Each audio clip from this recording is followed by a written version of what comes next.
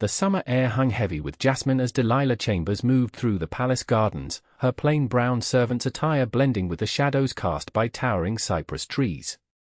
Unlike the other palace maids who chatted as they completed their chores, Delilah worked in reverent silence, finding solace in the quiet rhythm of her tasks.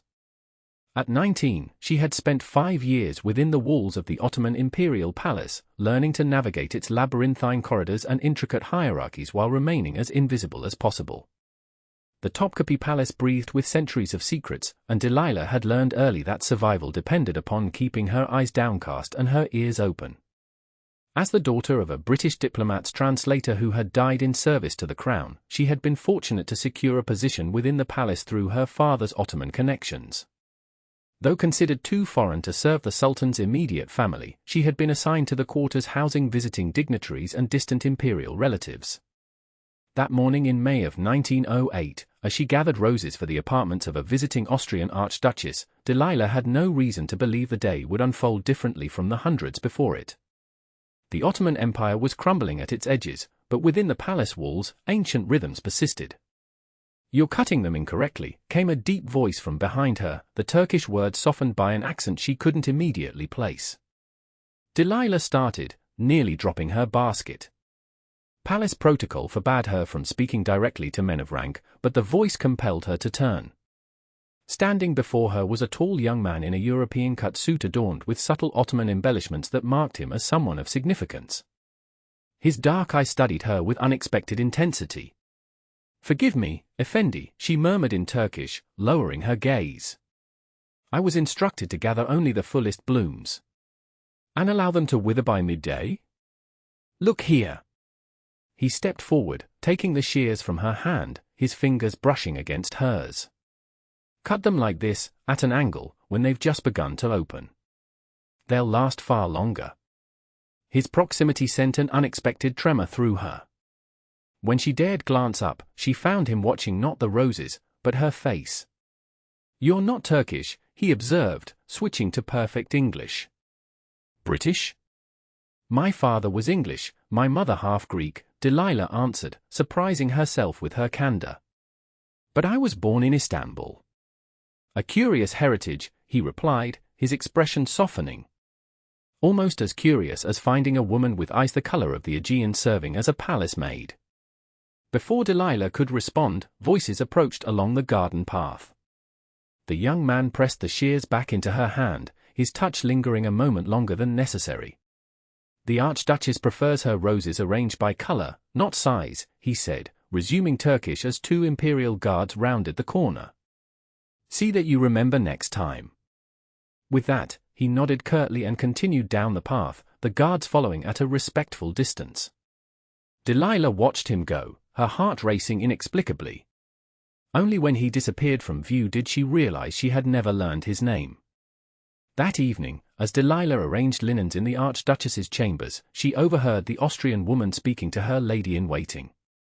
"Prince Tarik is certainly more European in his sensibilities than his cousins," the Archduchess remarked. "His education at Oxford has served him well. A pity he stands so far from succession. He would bring this empire the modernization it desperately needs." Delilah's hand stilled. Prince Tarik, the Sultan's nephew by his younger brother. She had seen his name in the court circular but had never connected it to the man in the garden. Her cheeks flushed at the memory of their interaction. She had spoken directly to an Ottoman prince, a breach of protocol that could cost her position if reported. The next morning, Delilah found a single rose on the servant's table where she collected her daily assignments, cut at an angle, just beginning to bloom. Beside it lay a folded note with a wax seal bearing no insignia. "Your eyes remained with me long after you disappeared from view. I find myself curious about the story they tell. If discretion permits, return to the cypress grove after the evening prayer." She should have burned the note immediately. Instead, Delilah tucked it into her sleeve, the paper seeming to burn against her skin throughout her morning duties. By evening, she had constructed a dozen reasons to avoid the garden meeting, each crumbling beneath the weight of her curiosity. When the muezzin's call faded into the dusk, Delilah slipped through the servants' passage into the gardens, her heart thundering in her chest. The cypress grove stood empty, moonlight filtering through ancient branches. Perhaps it had been a cruel jest, or worse, a trap set by one of the jealous harem attendants who resented her unique position. "I feared you wouldn't come," said Prince Tarik, emerging from the shadows. He had exchanged his European attire for traditional Ottoman robes, though he wore them with an ease that suggested comfort in both worlds. "I shouldn't be here, Your Highness," Delilah whispered, keeping a proper distance. "Yet here you stand," he observed. "You must be either very brave or very foolish." "Perhaps both," she admitted. "My father often said I inherited his curiosity and my mother's recklessness." "Tell me about them," Tarik said, gesturing to a stone bench partially concealed by jasmine vines. Against every dictate of palace protocol, Delilah found herself sitting beside an Ottoman prince in the moonlight, sharing the story of her father's work as a translator for British diplomats, his marriage to her mother, the daughter of a Greek merchant and a Turkish woman, and their deaths from typhoid when Delilah was 14. "So you became a palace servant out of necessity," Tarik concluded. "Out of fortune," Delilah corrected.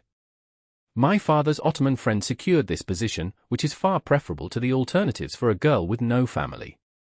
"And yet you are educated," he noted. "Your Turkish is flawless, your English cultured, and I suspect you speak other languages as well." "My father believed in education for both sexes," she replied. "I speak Greek and French, and enough Arabic to read the Koran." Tarik studied her with undisguised fascination. A palace maid who can discuss literature in 4 languages. "The empire wastes its resources." "The empire functions on tradition, Your Highness." "As does the palace." "Call me Tarik when we're alone," he said suddenly. "I tire of honorifics." "I cannot," Delilah replied, rising from the bench. "This conversation already risks my position and your reputation. I should return to my quarters." "Will you meet me again?" Tarik asked, remaining seated as if to ease her discomfort with his proximity. Prudence demanded refusal. Instead, Delilah heard herself ask, "Why would you risk such an association?" "Because in one glance, you showed me more honesty than I've encountered in years at court," he answered simply. "Because your eyes hold intelligence and sorrow in equal measure. Because for the first time since returning from England, I've spoken to someone who doesn't measure every word against its political value." His candor disarmed her. "I cannot promise to return, Your Highness." "Yet you won't promise to stay away," he observed with the hint of a smile. "I'll be here tomorrow, after evening prayers." For 3 nights, Delilah resisted the temptation to return to the garden. On the 4th, she found another note beneath her breakfast plate. "The roses miss your attention." "As do I."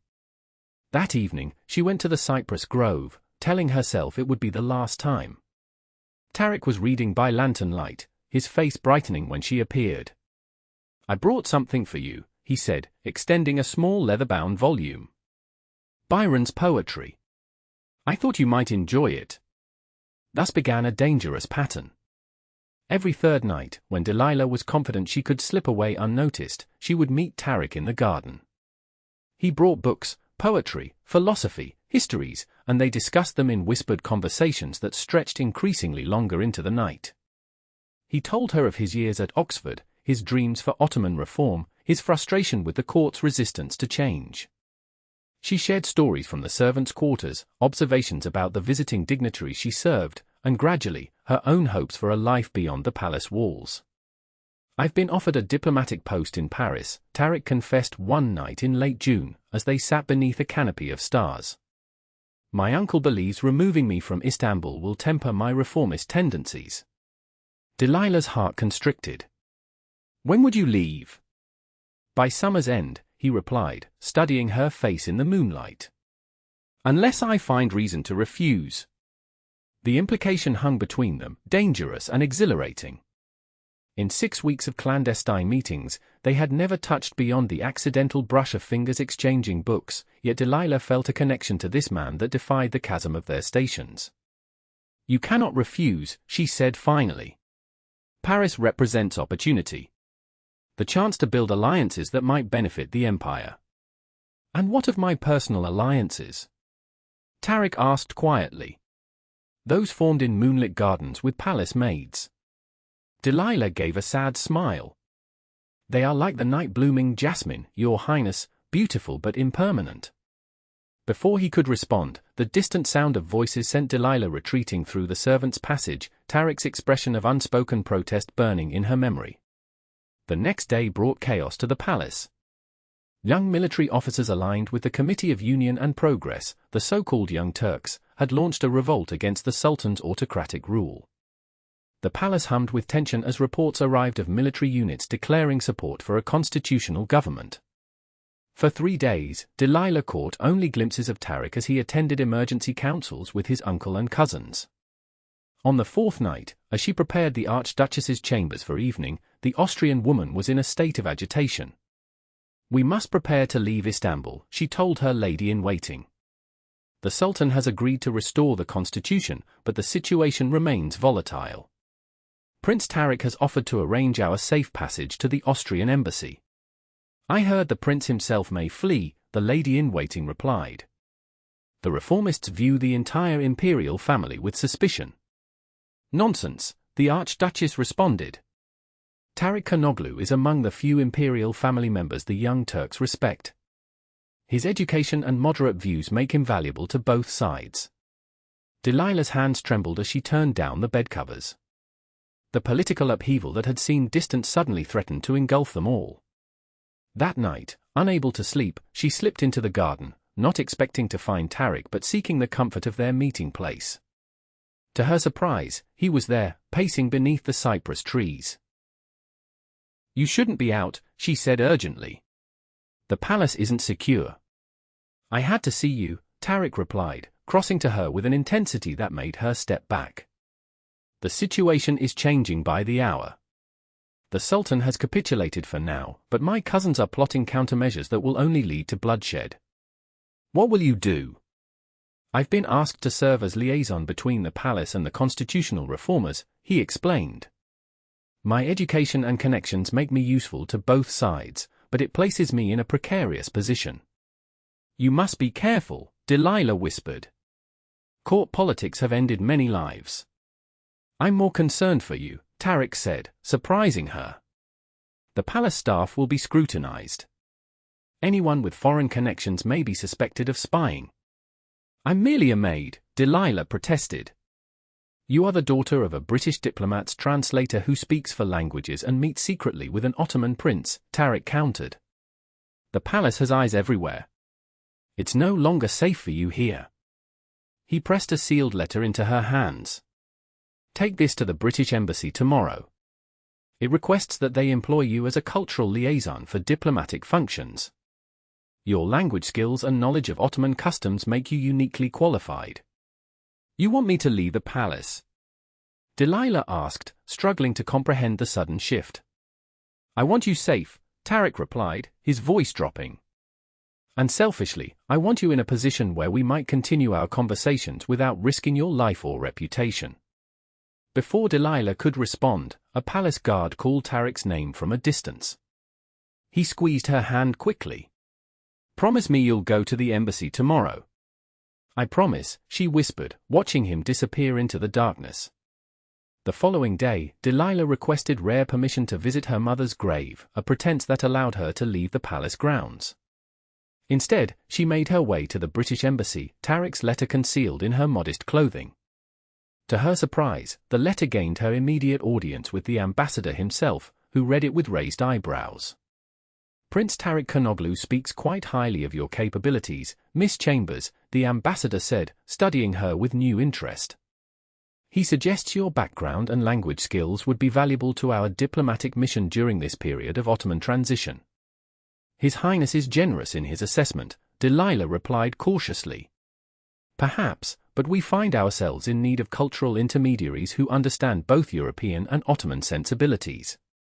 The prince's recommendation carries significant weight, particularly given his emerging role as moderator between the palace and the constitutionalists." By evening, Delilah had been installed in modest but comfortable quarters within the embassy compound and provided with a list of duties that primarily involved translating cultural nuances for diplomatic functions. The abrupt transition left her dizzy, but the relief of escaping the palace's stifling hierarchy overwhelmed any uncertainty about her future. 2 weeks passed before she encountered Tarik again. The British Embassy hosted a diplomatic reception for members of the new constitutional government and selected imperial family representatives. Delilah, dressed in a simple but elegant gown provided by the ambassador's wife, stood near the translation table, assisting with cultural interpretations as needed. When Tarik entered alongside his uncle, Delilah felt the room recede around her. He wore formal Ottoman court attire, the gravity of his expression suggesting the weight of his new responsibilities. His eyes scanned the room, settling on her with such obvious recognition that she quickly looked away, heart pounding.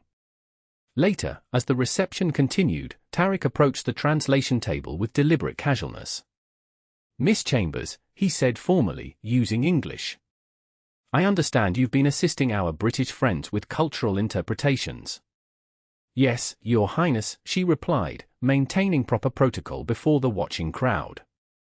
"I'm grateful for the opportunity. I require assistance explaining a particular Ottoman tradition to Lord Cartwright," Tarik continued. "Would you accompany me?" As they crossed the room toward a balcony where no British lord awaited, Tarik murmured, "You look well. The embassy suits you better than the palace." "I'm still adjusting to the strange freedom," Delilah admitted. "And to being addressed by my actual name rather than a girl or maid." "Freedom becomes you," Tarik said, his eyes warming as they stepped onto the empty balcony. "Though I've missed our conversations." "As have I," Delilah confessed. "The embassy library is well stocked, but lacks informed commentary." Tarik laughed, the sound bringing a rush of memories from their garden meetings. "I've been appointed to the Constitutional Committee," he said, his expression growing serious. "My uncle believes placing family members in key positions will preserve imperial influence, but I intend to advocate for genuine reforms." "A dangerous balancing act," Delilah observed. "One made worthwhile by the possibility of meaningful change," he replied. "And by the prospect of a future where Ottoman society might accommodate more unconventional relationships." The implication hung between them, tantalizing and uncertain. Before Delilah could respond, the ambassador appeared at the balcony entrance. "Ah, Prince Tarik, the French envoy is most anxious to discuss the commercial treaty provisions with you." With an apologetic glance at Delilah, Tarik returned to his diplomatic duties. As summer faded into autumn, they established a new pattern. Tarik attended various embassy functions where Delilah served as cultural liaison, their formal interactions punctuated by brief moments of private conversation. In these stolen minutes, they exchanged observations about the rapid political changes sweeping the empire and, gradually, more personal confidences. In October, during a diplomatic garden party, Tarik found Delilah alone beside a reflecting pool. "Walk with me," he suggested, offering his arm in the European manner. "I have news that cannot wait." As they strolled through the embassy gardens, Tarik revealed that the new government had appointed him as special envoy to Britain and France. "I leave for London next week," he said. "The assignment may last a year or more." Delilah felt the familiar ache of impending separation. "Congratulations are in order, then." "It's a position of great trust." "It's an elegant form of exile," Tarik corrected. "My progressive views have made certain factions uncomfortable. They prefer I represent Ottoman interests abroad rather than advocate for more radical reforms at home. Still, you'll be able to build important relationships for the empire's future." "Yes," he agreed, then stopped walking to face her directly. "Delilah, I've requested that you be assigned to the Ottoman delegation in London as a cultural attaché. Your background makes you uniquely qualified, and the British Foreign Office has already approved the arrangement." She stared at him, speechless. "I know it's presumptuous," Tarik continued when she didn't respond. "You may prefer remaining in Istanbul, where you at least have some connection to your past. If so, I will respect your decision, but yes," Delilah interrupted. "I would be honored to serve the delegation in London." Relief washed over Tarik's features. "There's something else," he said, guiding her to a secluded bench beneath a cypress tree reminiscent of their palace meeting place. In London, we will be beyond the strictest Ottoman protocols. While discretion would still be necessary, we might explore whether what began in a palace garden could flourish in more forgiving soil. Delilah's pulse quickened. You speak of possibilities that transcend substantial barriers, Your Highness. The empire is changing, Tarik said quietly. Old boundaries are shifting. And in England, I am simply Tarik Kanoglu, Ottoman diplomat, not an imperial prince bound by centuries of tradition.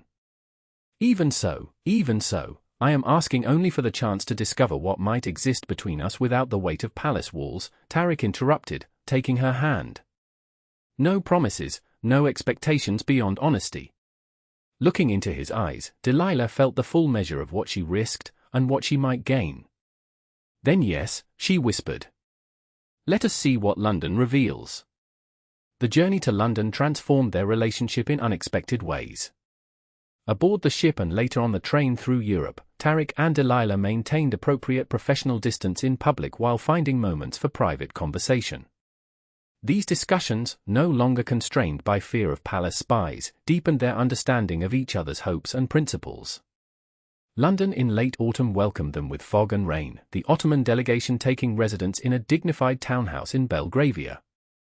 As cultural attaché, Delilah occupied a respectable position that allowed her to accompany the delegation to diplomatic functions without raising eyebrows. Tarik, freed from the most restrictive Ottoman protocols while abroad, could interact with her more openly, though always within the bounds of professional propriety. In December, 3 months after their arrival in London, Tarik invited Delilah to accompany him to the British Museum.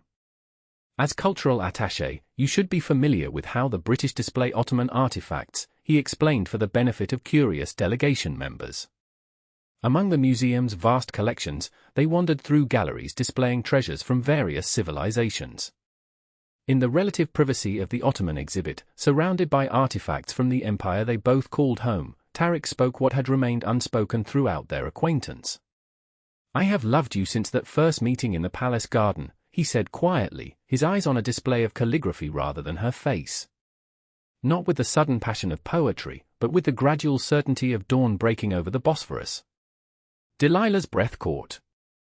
Though she had suspected his feelings mirrored her own, hearing them articulated made them undeniably real and undeniably complicated.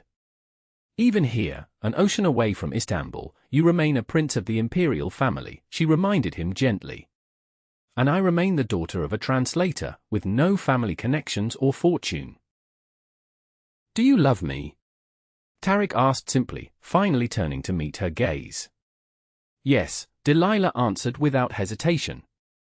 But love alone cannot overcome the realities of our positions. Perhaps not in the Ottoman Empire of yesterday, Tarik acknowledged. But we stand at the threshold of a new era. The old empire is transforming, its rigid structures giving way to new possibilities. Your family would never accept such a match, Delilah pressed. Nor would the Turkish people. My immediate family consists of a progressive father who married for love himself, albeit within acceptable boundaries, and 2 sisters who have been advocating for women's education, Tarik countered. As for the Turkish people, they are more concerned with constitutional rights than with whom a distant imperial prince might marry. His optimism both warmed and frightened her. You make it sound possible, she whispered. I believe it is, Tarik said, his hand finding hers briefly behind a display case. Not without challenges, certainly, but possible. In the months that followed, their relationship evolved within the relatively liberal confines of London society. They attended concerts and lectures together, ostensibly as representatives of the Ottoman delegation but increasingly recognized by British social circles as something more. Tarik's position as a modernizing Ottoman diplomat made him a fascinating figure in London, and Delilah's intelligence and cultural fluency earned her respect in her own right. Spring brought a series of diplomatic successes for Tarik, his efforts to secure British investment in Ottoman infrastructure resulting in several advantageous agreements. His star rising both in London and Istanbul, he received word that the Grand Vizier himself approved of his diplomatic approach and wished him to extend his mission indefinitely. On a rare sunny April afternoon, Tarik suggested they walk in Kew Gardens. As they strolled among blooming cherry trees, he revealed the contents of his latest dispatch from Istanbul. My father has been appointed ambassador to Britain, Tarik said, watching her reaction carefully. He arrives next month with my mother and sisters. Delilah tensed. Then you will return to Istanbul. No, Tarik replied. I'm to remain as special envoy while my father assumes the broader ambassadorial duties. But their arrival changes our situation. Of course, Delilah nodded, trying to mask her disappointment. We must be more discreet. Quite the opposite, Tarik said, surprising her. I've written to my father about you or about us. His response arrived this morning.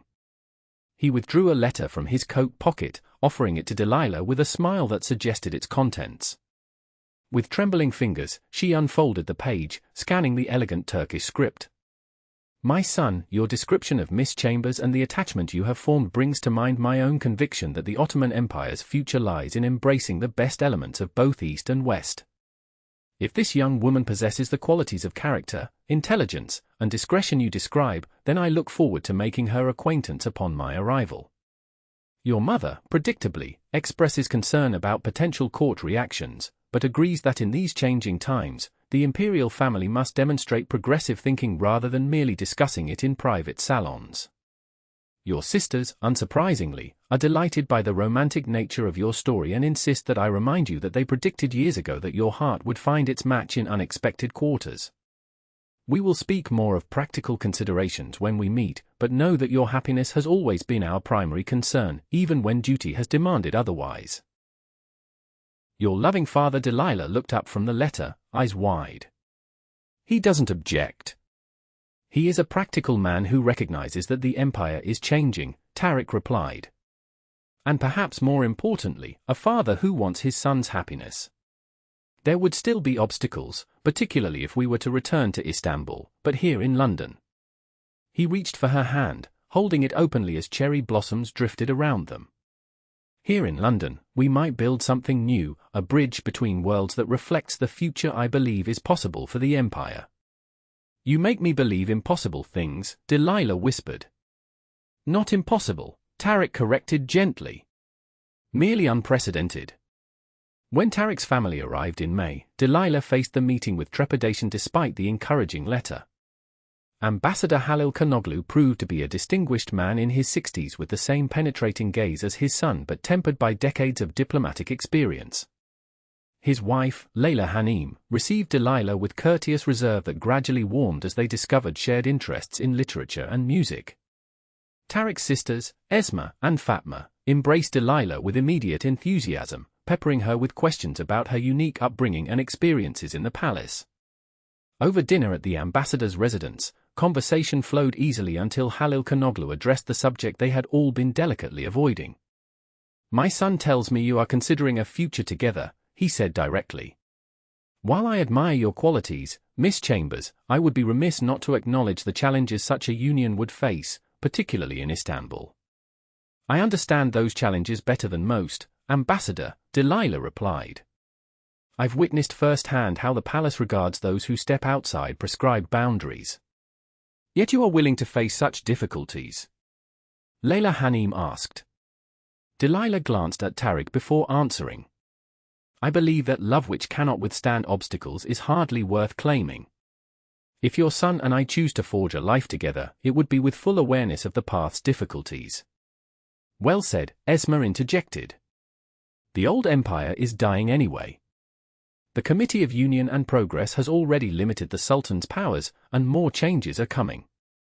Why shouldn't the imperial family also evolve? Because traditions exist for reasons beyond mere habit, her father countered, though his tone suggested he was testing rather than opposing. The imperial family maintains influence partly through its adherence to certain expectations. Which expectations remain relevant in a constitutional monarchy? Tarik challenged. If we advocate modernization for the empire, shouldn't we embody it ourselves? The debate continued through dessert, respectful but passionate, with Delilah contributing perspectives from her unique position between worlds. By evening's end, though no formal conclusion had been reached, the atmosphere remained warm, with Halil Kanoglu inviting Delilah to return for further discussions. Over the following weeks, Delilah became a regular visitor to the ambassador's residence. Leyla Hanim introduced her to the intricacies of Ottoman court etiquette, while Esma and Fatma shared family stories that helped Delilah better understand Tarik's upbringing. The ambassador himself often invited her to observe diplomatic meetings, valuing her insights into British cultural nuances. In July, as London basked in summer warmth, Ambassador Kanoglu called Delilah to his study. "I've received correspondence from Istanbul that concerns you both," he said, indicating that she should sit. "The Sultan's advisors have learned of Tarik's attachment to you and have expressed, shall we say, reservations." Delilah's heart sank. "I expected as much." However, the ambassador continued with a slight smile. "They have also recognized the diplomatic advantage of strengthening ties with Britain during this period of Ottoman transition. The Sultan himself suggests that a union between his reform-minded nephew and a woman of Anglo-Ottoman heritage might symbolize the empire's evolving identity." "The Sultan approves?" Delilah asked, disbelieving. "Not precisely," Halil Kanoglu clarified. "He recognizes potential political value while maintaining personal reservations. But in practical terms, this means no official opposition would be raised to a marriage, provided certain conditions are met." "What conditions?" "A conversion to Islam, naturally, though this could be largely ceremonial given your familiarity with the faith. A period of instruction in court protocols. And perhaps most significantly, acceptance that any children would be raised according to Ottoman traditions, with appropriate education in their imperial heritage." Delilah absorbed these terms, finding them less onerous than she had feared. "And Tarik? Have you discussed this with him?" "My son believes the decision must be yours," the ambassador replied. "He is prepared to remain in diplomatic service abroad indefinitely if you prefer not to accept these conditions. He has even spoken of renouncing his imperial connections, though I have cautioned against such a drastic step." "I would never ask him to sever his family ties," Delilah said firmly. "I believed as much," Halil Kanoglu nodded approvingly. "You possess wisdom beyond your years, Miss Chambers. I begin to understand my son's certainty that you are his match in both heart and mind." That evening, Tarik took Delilah to a quiet restaurant overlooking the Thames. After they were seated, he reached across the table to take her hand. "My father told you of the Sultan's message?" "Yes," Delilah confirmed. "The conditions are reasonable, more reasonable than I expected." "They are still conditions," Tarik pointed out. "Requirements imposed upon you because of who I am. I would understand if you found them too constraining." Delilah studied their joined hands, her smaller one enveloped in his. "When we met in the palace garden, I was bound by 1,000 invisible constraints of class, position, protocol. Every day required navigating boundaries that limited my movements, my speech, my very thoughts. Yet within those constraints, I found unexpected freedom in our conversations, in the exchange of ideas and feelings that transcended the barriers between us." She looked up, meeting his gaze directly. "The Sultan's conditions are far less restrictive than the life I've already lived. They ask me to adapt to customs I already understand, to embrace a faith whose beauty I've long appreciated, to raise children who would know both sides of their heritage. These are not sacrifices, Tarik. They are bridges between the worlds that have shaped us both." Relief and love transformed Tarik's expression. "Then you will marry me?" "Yes," Delilah answered simply. "In whatever tradition, under whatever conditions allow us to build a life together." They were married twice, first in a small civil ceremony at the Ottoman embassy with only Tarik's family as witnesses, then in a more elaborate Ottoman ceremony conducted by an imam brought specially from Istanbul. Delilah formally converted to Islam, taking the additional name Delora, Heart's Delight, while maintaining her birth name for Western contexts. The London Society papers reported the marriage with fascination, describing it as the romantic embodiment of East-West diplomacy and a sign of the Ottoman Empire's progressive evolution. Letters arrived from Istanbul expressing everything from cautious congratulations to thinly veiled disapproval, but the Sultan's formal acknowledgement of the union prevented any official censure. In autumn, as the diplomatic mission continued its work, Delilah received unexpected correspondence from the Topkapi Palace, a letter from the Valide Sultan, the Sultan's mother, who held significant influence within the imperial household. To Delilah Hanem, wife of Prince Tarik Kanoglu, news of your union has reached the imperial harem, where opinions are as varied as the origins of its occupants. Some see in your marriage a concerning departure from tradition, while others recognize the changing winds that blow through our empire. I write not to express judgment but to offer perspective. I too came to the imperial family as an outsider, a Circassian girl far from home. Though our circumstances differ greatly, I understand the challenge of finding one's place within established structures while maintaining the essence of one's own identity. The path you and Prince Tarik have chosen will not be easy, particularly should you return to Istanbul. Yet I am told you possess intelligence, dignity, and adaptability, qualities that serve well in navigating court life. Should you eventually reside within the empire, know that you would find in me not an adversary but a realistic advisor. The imperial family must evolve if it is to survive these transformative times, and your union may yet prove more prescient than provocative. May Allah grant you wisdom and patience in equal measure. The letter, unexpected and nuanced, reinforced Delilah's growing sense that while challenges remained, their path forward contained more possibility than she had dared imagine in those early garden meetings. In December, as their first year of marriage concluded, Tarik received orders to return to Istanbul.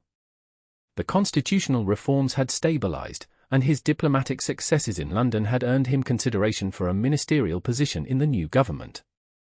Though initially hesitant to uproot Delilah from London, where they had found a comfortable balance between their worlds, Tarik recognized the opportunity to influence Ottoman progress from within. On their final evening in London, they walked through Kew Gardens, now dormant in winter but still beautiful in its austere stillness. Snow dusted the paths as they retraced the route where, months earlier, they had decided to forge a future together. "Are you certain about returning?" Tarik asked, his breath visible in the cold air. "We could request an extension of the diplomatic mission." "Istanbul is your home, our home," Delilah replied, her hand resting on her slightly rounded stomach where their first child grew. "Our son or daughter should know the city where we first met, should hear the call to prayer over the Bosphorus and see the sun set behind the minarets. We've built something strong enough to withstand whatever awaits us there." Tarik pulled her close, kissing her forehead. "When I saw you that first day in the palace garden, something in your eyes called to me, a recognition I couldn't explain. How strange to think that a prince's glance at a palace maid would lead us here, across empires and oceans and traditions." "Not strange at all," Delilah smiled, leaning into his embrace. "Simply unprecedented." As snowflakes drifted around them, Tarik and Delilah stood at the threshold between their past and future, ready to return to the city where their unlikely story began, not as prince and maid, but as partners in a new chapter of an ancient empire's evolving tale.